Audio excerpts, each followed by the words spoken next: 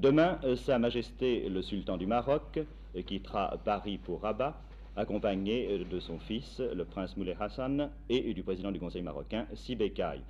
Son Altesse impériale, le prince héritier Moulay Hassan, a bien voulu accepter de venir ce soir dans ce studio répondre aux quelques questions que nous souhaitions lui poser. J'aimerais vous demander, Votre Altesse, de nous donner votre sentiment sur ces négociations qui se sont terminées vendredi au Quai d'Orsay et qui ont reconnu solennellement l'indépendance de votre pays. Eh bien, je voudrais tout d'abord bien préciser que dans notre esprit, les négociations ne sont pas terminées, que ce n'est qu'une première phase, et que si les négociations sont terminées en ce qui concerne l'indépendance, elles ne vont que commencer en ce qui concerne le domaine de l'interdépendance franco-marocaine. À ce sujet-là, je voudrais bien tranquilliser l'opinion publique française et leur dire que nous ne comptons pas, maintenant que nous avons notre indépendance, laisser traîner ces négociations d'interdépendance. Je voudrais qu'ils aient entière confiance dans ce domaine-là. En ce qui concerne l'indépendance du Maroc, j'estime que pour Sa Majesté le Sultan et pour son peuple, et surtout pour le souverain, c'est là la plus belle consécration de 28 années d'efforts qui fait que les Marocains et mon père à leur tête, s'ils ont tout sacrifié pour obtenir le bien suprême de la liberté, eh bien, ils n'ont pas sacrifié pour rien et qu'heureusement aujourd'hui, ils sont en train de cueillir les fruits de leur dur labeur. Et puis je vous demandais quelle a été l'attitude des négociateurs français tout au long de cette première phase des négociations. Et l'attitude des négociateurs français a répondu parfaitement à ce que les Marocains attendaient d'eux, à ce que les négociateurs marocains attendaient d'eux,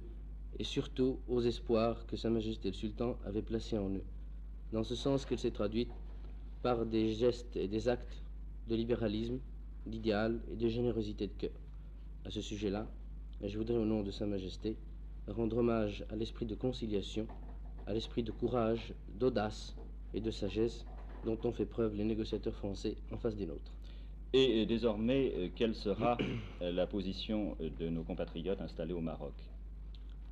La position des Français du Maroc doit, à mon avis, se résumer dans cette formule. Il n'est pas question pour eux de partir, mais il est question pour nous de repartir ensemble sur de nouvelles bases. Et aujourd'hui que le Maroc est indépendant, il donnera certainement, avec beaucoup plus de générosité, ce qu'il considère comme étant le bien suprême des habitants du Maroc, les garanties de la personne, de la famille, des biens, des libertés et du statut personnel. J'aimerais encore vous demander, vous poser cette question. Le sultan du Maroc, Sa Majesté, part demain pour Rabat, je le disais il y a un instant, et certaines dépêches nous annoncent que vendredi prochain, il prononcera à l'intention de vos compatriotes un discours. Et plus tôt, il rappellera vraisemblablement les résultats des négociations du Quai d'Orsay, mais ne profitera-t-il pas de cette occasion pour lancer un appel à la population marocaine? Il est certain, comme je connais Sa Majesté, bien qu'elle ne m'ait pas encore totalement confié les idées qu'elle compte traiter dans cet appel au peuple marocain, il est certain que Sa Majesté entretiendra à ces sujets des négociations qui viennent de se dérouler. Et je pense que parmi les idées que Sa Majesté mettra dans son appel, c'est de montrer aux Marocains qu'à 17h moins 5, le Maroc n'était plus ce qu'il était à 17h05. Dans ce sens qu'il a fallu un laps de temps de 5 minutes, le temps de la signature des accords, pour mettre sur le dos des sujets marocains de Sa Majesté toutes les responsabilités qui doivent attendre un pays indépendant, mais aussi un pays qui devait bâtir son indépendance sur le calme, sur la légalité et surtout sur la sécurité.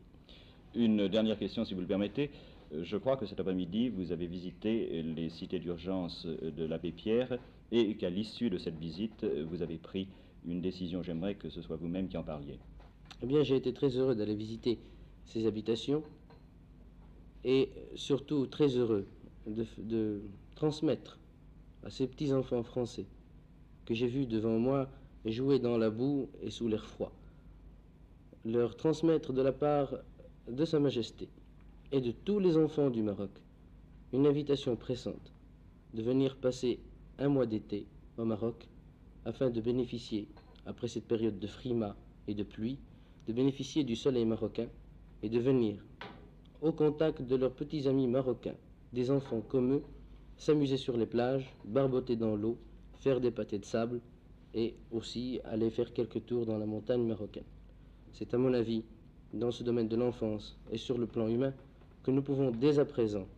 réaliser un aspect de notre interdépendance